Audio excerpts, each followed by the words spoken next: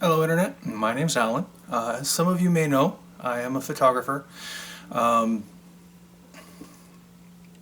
Granted, I do work primarily in the Phoenix area, but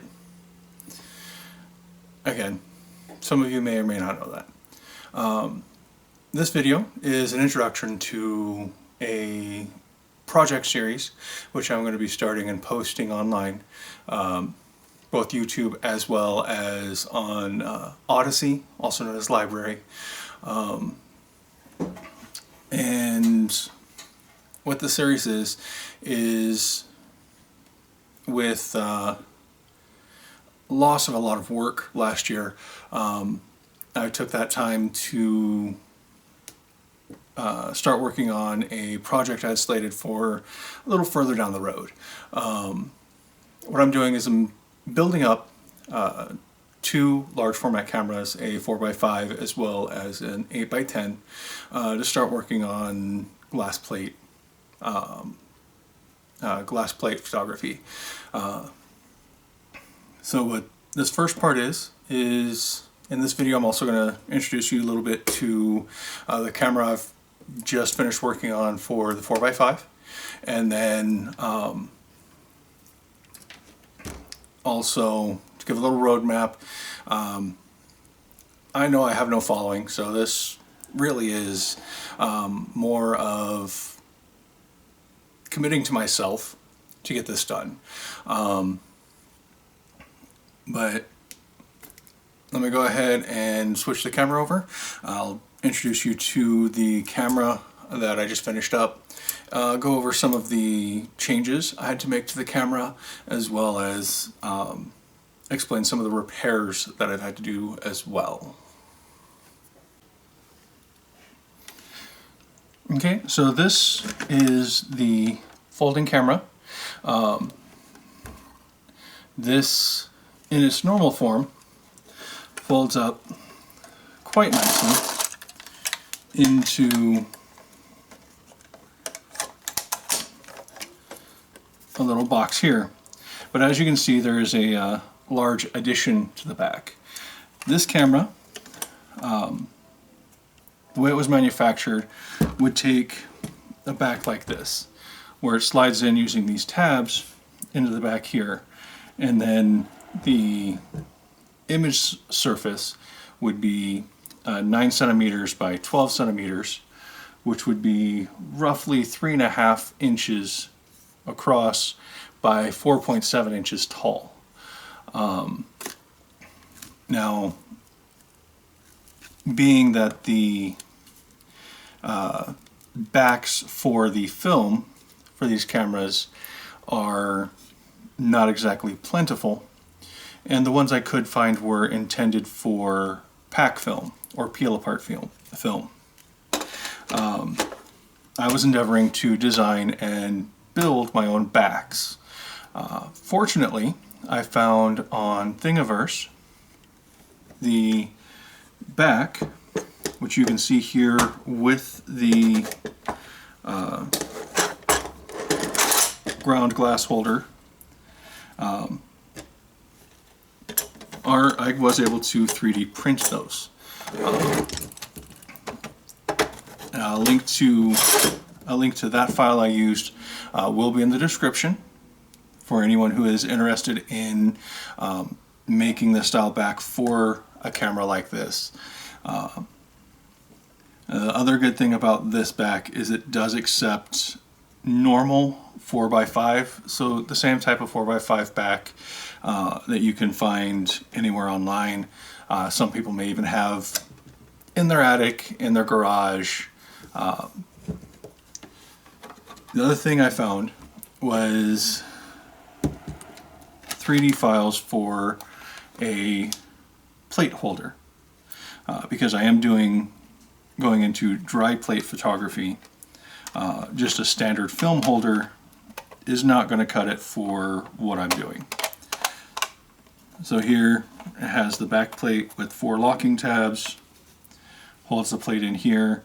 I do have the sheet metal to make the dark slide. Again, the print files for this will also be in the description. Again, I found this on Thingiverse. And it's made this project come along a lot faster than I initially thought it would. Because originally I thought I was going to have to build the camera entirely on my own, which, although I could, I'm not in a position to set up a workshop yet. Now on this camera, for the most part, I got this in excellent condition. I got very lucky to find it on eBay from a seller who was getting out of camera repair and was therefore liquidating stock. The only repairs this particular unit needed is some damage here on the bellows, which you can see here where I patched that up.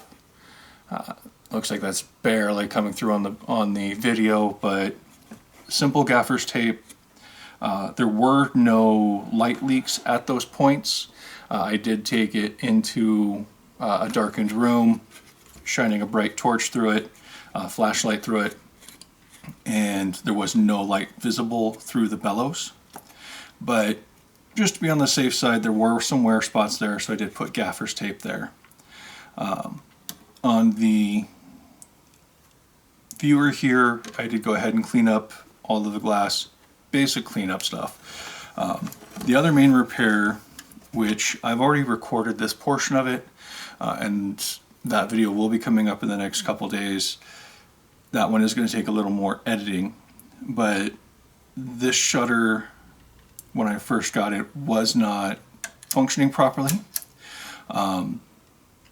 I looked online, found general instructions on a CLA. However, those instructions were not complete. They instructed to take the front face off, apply oil to a couple spots, and put the front plate back on.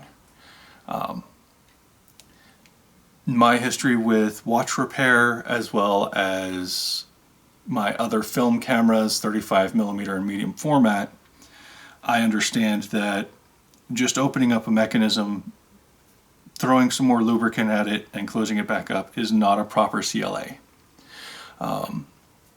So again, I did do an entire recording of disassembly, full cleanup, which the shutter did need some further cleaning, not just applying a little oil to it. Putting it back together. The only parts I did not record was pulling it off of the camera or putting it back on.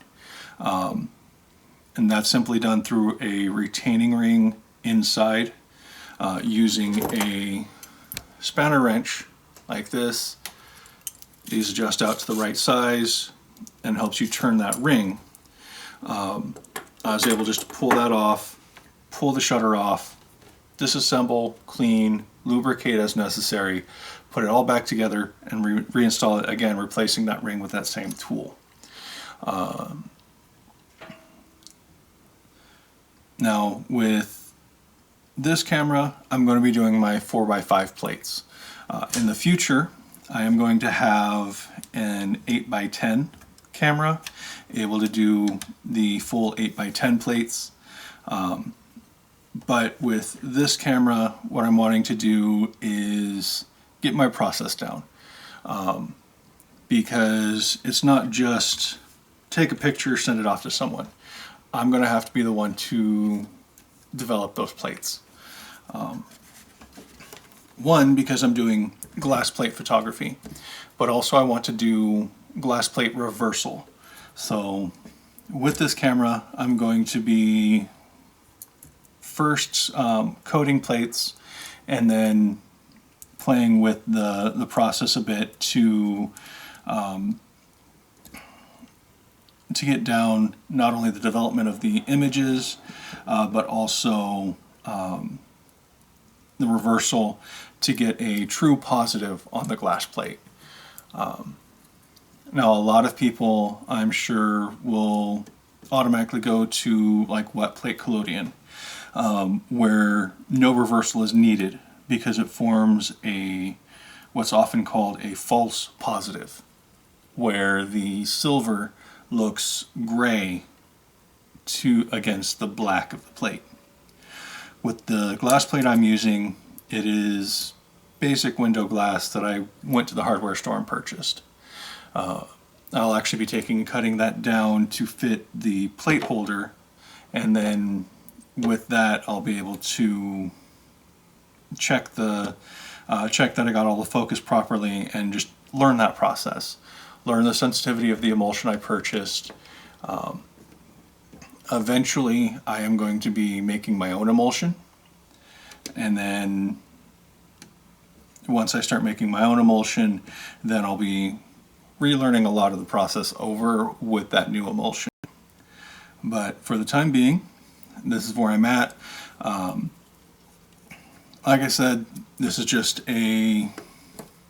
more of a commitment to myself to get this done.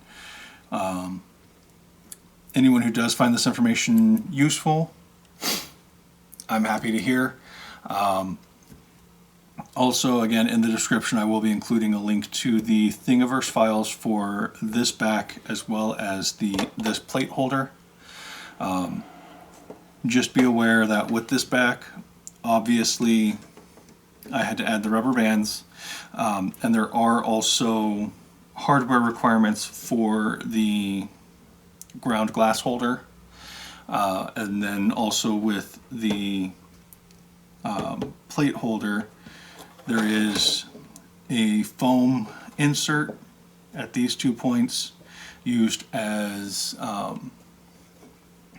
light seals, and you will need to provide your own dark slide. But with that, I do thank you for your time. To anyone who may have stumbled across this ramble of a video, hope you have a most wonderful day, and look forward to my next videos. Like I said, the next one's coming out will be the CLA of the dial set Compor shutter. After that, it's going to be more of darkroom stuff, looking at coating plates for the first time and taking the first shots. So again, I thank you for your attention and hope you have a wonderful rest of your day.